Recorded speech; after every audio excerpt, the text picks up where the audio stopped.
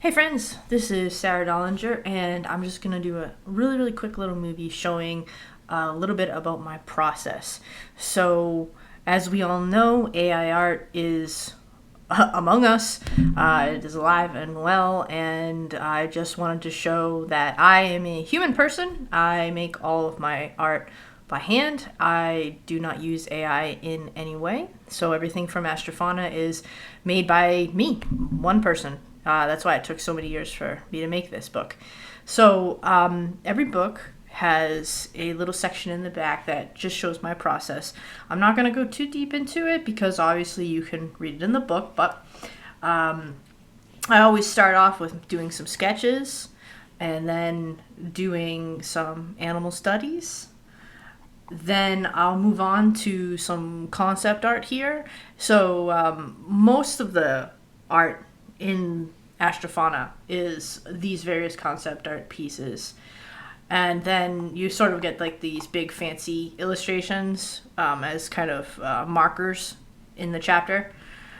But anyways, after I make my concept art, I then move on and I sculpt it in Zbrush. If you don't know what Zbrush is, it's definitely worth looking up. It's a wonderful program that you essentially can do digital sculpting. So just like a normal traditional sculptor would sculpt with clay, ZBrush lets you sculpt with digital clay, and a lot of the tools in ZBrush mimic a traditional sculptor's tools.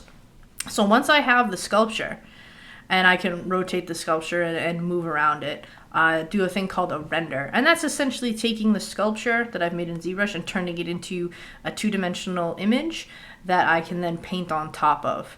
So this talks about render passes, and if a good way to think about it is if you were to go to get your photo taken at a photographer's studio, and they put a light in front, a light to the back, a light to the side, that's sort of what doing a render is. I can take the sculpture that I already created and then light it. Obviously I can color it as well, and then I have a two-dimensional image.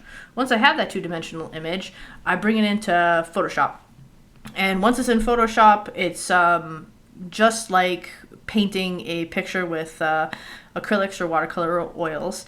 A lot of people think that Photoshop is just for manipulating images, but it's actually not. You have paintbrushes like, I have a thing called a Wacom Cintiq, and that's essentially a computer monitor that's pressure sensitive, and I have a pen that mimics a paintbrush, and I can literally paint on top.